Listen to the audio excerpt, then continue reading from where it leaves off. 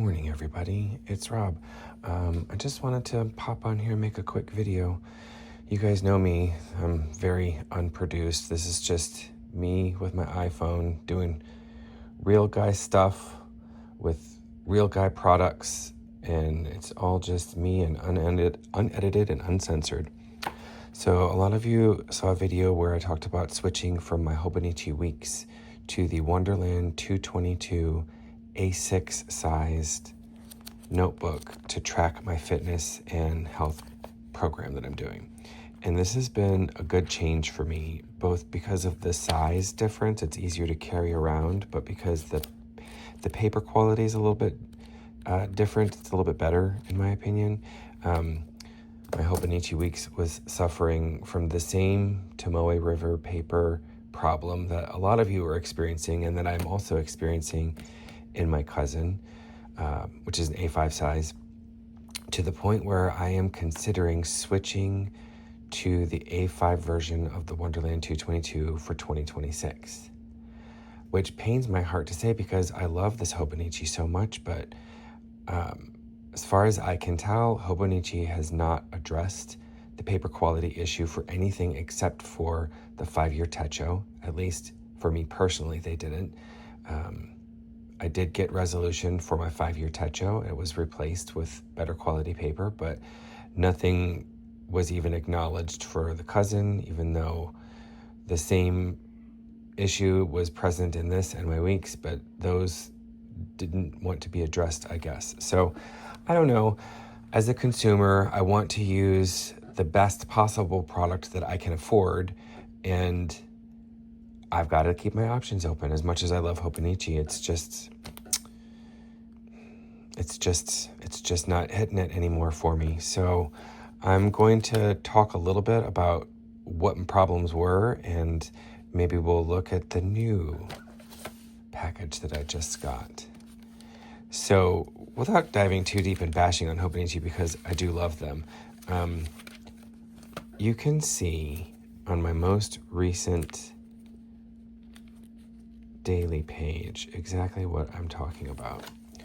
So I'm using sort of a landscape format for a little while because I'm getting a little bit of washi buildup. So it's turned sideways. Hope it's still legible. But I use a combination of fountain pens with regular ink, sometimes occasionally a shimmer ink, very rarely a document or archival quality ink. Usually it's just a standard shading ink with fine or extra fine nibs. I don't usually go for anything larger than that, so I'm not laying down a whole lot of ink. I do use Tombow dual brush markers, and I do use some other creative markers for things like accents and headers and stuff like that. But I've tested these products, and I try to only use things that are not known to cause problems. So when things do cause problems, it's a problem. Here's a good example. So I don't mind ghosting, which for those of you who are new to the journaling world, like I was this time last year, ghosting is when you can see through the page some of the writing from the day before. I don't mind ghosting. I do mind bleeding because that interferes with what's written on the other side of the page. And I like to go back and I like to review things. So if I've written something here and I go back and it shows through there, it mars the project for me. Like I spend some time doing artwork and deco in my project and I want it to look nice. And this is just a standard ink. It's nothing crazy. This is the Kaweco red ink cartridge that comes with a Kaweco Classic Sport fountain pen using an extra fine nib. It should not be bleeding through, and yet it is. And I say it should not be bleeding through because the Hobonichi product that I used last year, which was the A5 Han, did not do this. It's the exact same pen that I'm using. This was not addressed or even acknowledged by Hobonichi. So I'm having to make the hard decision about whether I want to stay with them or not, because I don't want to change the products that I use. I love fountain pens so much, and I don't want to not use fountain pens and switch exclusively to gel pens just so that I can use the Hobonichi when there are other options out there.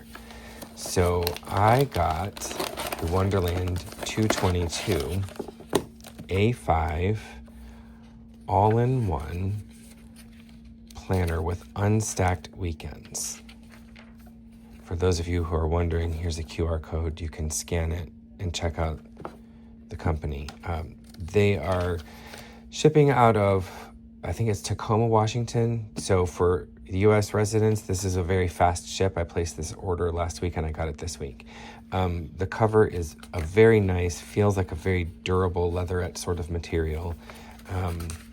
The paper quality for 2025, it is Tomoe River, but I did not have near the same kind of problems in my A6 size as I did in any of my Hobonichi products. So I'm not expecting to see many problems with inks on the A5 size. I have been in contact with the owners of Wonderland 222, and they are making a change for their paper for the 2026 planners, and those are not available to test yet. Those planners are available for pre-order, but they are not available for me to test yet. So I'm going to be testing side by side the 2025 model so we can compare apples to apples.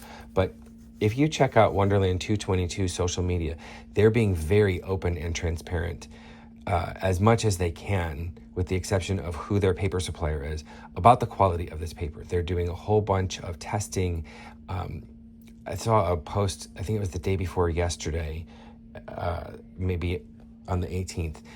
They showed a mountain of different types of gel pens and fountain pen inks and all sorts of markers and crayons and you name it, and they're throwing everything at this page, and they're gonna walk you through what their results are on this new paper that they've got. And in their initial testing, everything looks astounding, so they're very confident enough to move forward. So I feel confident enough in that as well. So let's just take a look at some of the key differences that I have found at just a very cursory glance.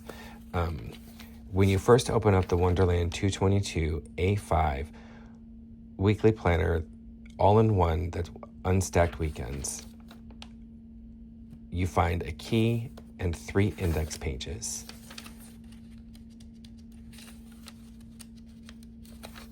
And then you come to a 4-year at-a-glance calendar. In the Hobonichi, it's only a 3-year. And then you come to their version of a perpetual calendar. And so far, this is one of the only things that I can find that in a direct comparison, I preferred the Hobonichi because their columns are just a little bit wider. Now, Wonderland does give you more note-taking space on the bottom, so there is that trade-off. And their entire year is at a glance, so that is awesome. And Hobonichi's is spread across a 4-page spread, so 2 pages. So like you're at a glance, that's great. Some people might find that to be a limiting amount of space to write in. For me personally, you can see I just use it as a mood tracker, and occasionally a important event gets written on there. So this is probably going to work for me, but I feel like for many people that might be a drawback. Something that they do that's great that Hobonichi doesn't do at all is a quarterly planner. So you can see over here a calendar and a note page, and there's one for every quarter. And I think this is awesome. In my A6, I have been using this to track the weather. So I've got a color-coded system. I use it to track temperature conditions based on the color, and then I also have a little code about what the weather was like that day. So I'll transfer that to the A5 size and have a little bit more room. And I think that's an awesome thing. Another great thing is their tracker in landscape view. So you've got plenty of room to note what you're tracking, and then every day with shading coding for the weekends, and also room to make some notes at the bottom so you can track your progress. And there's a full page for every month, so you can track to your heart's content. This is going to be a game changer. Right now, I am tracking in multiple places, and it's a little bit frustrating. I track some things on the perpetual calendar in the A6, like how many steps I take and what kind of workout I'm taking. The habit tracker, I track a bunch of different things in here. And then in my Hobonichi, I'm tracking my mood. I'm tracking just a bunch of different stuff. So I can have that all in one spot, and that's great. Then we move into the monthly section, and this is different in layout as well with the Wonderland 222, and I think I'm going to really like this. In the Hobonichi, you've got all of your month at a glance grouped together. So your entire year is in one section, which on paper sounds great. It's all together, but it also involves a fair amount of flipping back and forth through lots of sections. So I find the need to have clips and bookmarks so that I can quickly get to places.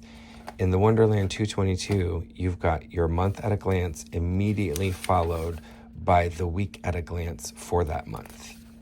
So a little bit less flipping, I think. Something that is different, I haven't quite decided whether I like it or not. On the week at a glance, the Hobonichi is a full 24 hours with a sidebar for notes. In the Wonderland, it's from 7 a.m. to 9 p.m., but they also have a header and a footer for notes, as well as the sidebar. So I feel like for me personally, this is going to help me achieve a little bit better work-life balance. I don't need to be scheduling things in this range of time. I should be sleeping, and I think probably we all should. I think most people work like a 9 to 5, and so we don't need 24 hours to schedule, and this is plenty to get as much work as I feasibly could do in a day tackled with still some room for notes. Now, you could also extend this. Obviously, you have room here to make your own additions to complete the day if you do want that, and that's nice, but you can also use that as notes taking place. So I think that's great. Then you move into the next feature that I really like. At the end of the month, so you've finished your last week, you turn the page, you have a review page for December, so you can track your goals, achievements, and then on the next page, you've got an overview for the upcoming month. So you can put your monthly goals over here and what you want to keep track of. And you immediately pop into your month at a glance, followed by all of the weeks for that month. The next thing is the day at a glance. Now, this is a big change for me, and I still don't know how I feel about this.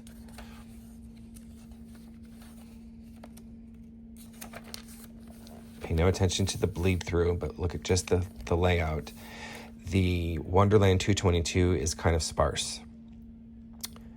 Surface level thinking tells me, oh, that might not work for me, but on deeper introspection, it might just be better, because a lot of what you see on the Hobonichi is stuff that I don't use. 9 times out of 10, I am covering up somehow or another the quotes on the bottom of the page that are intended to inspire, but many times don't apply to me. So I just cover over it with deco. I do find the date to be useful, so I might miss that, but there is space on each page to put a date, so maybe I could have fun with incorporating that as part of my deco. And something that's perhaps a little bit better, in the other page on the weekly format, it was not 24 hours, and the Hobonichi was, and on the dailies, it is 24 hours, and the Hobonichi is not. But it's also, because it's so spare and minimal, you can let your eye not see that and decorate this page however you want, similar to the aesthetic for Hobonichi. I love the fact that both of these have very faint markings, so you can use them as guidelines, but they're not set in stone. You can adjust this, and your eye is tricked into not seeing these grids after a little while. So this is wide open, and I feel like it might just be better for me, considering how I like to use deco in my daily life. So stay tuned with a review on that. And the other thing that's great about this is, because it's undated, I don't know that I will necessarily have to do tip-ins. I'm not going to show you because usually a tip-in is something momentous that has happened in my life of an emotional nature that I need to really get down on paper, and I don't want to show that to the world.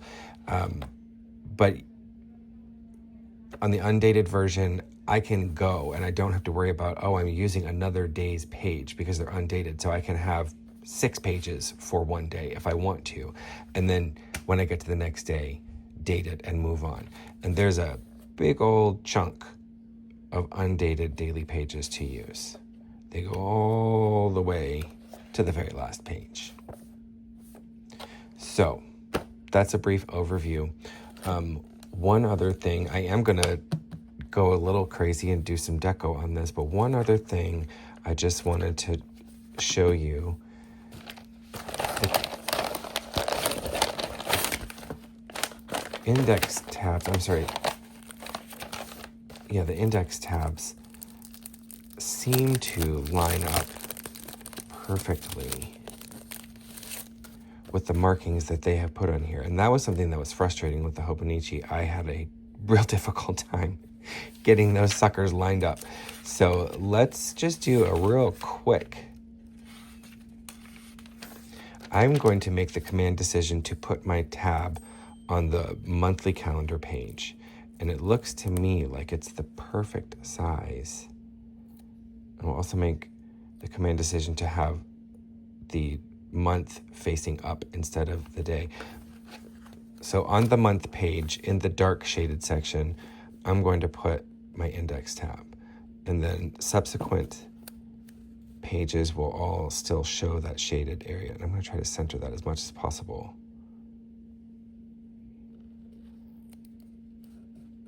So that's on one side. And these are a nice texture too. They feel really durable. And then I'll flip this guy over.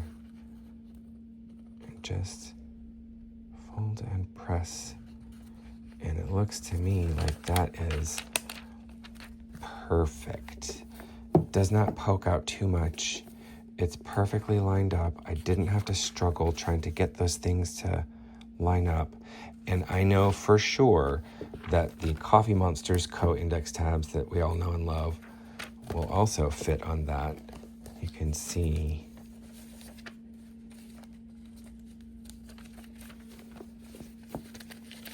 that is also of a similar size to fit perfectly on there. So, yay, I can still get down with the Coffee Monsters Co. aesthetic. All right, I'm going to get busy decorating this. Thought you guys would be interested. I hope you all have a great day. Bye.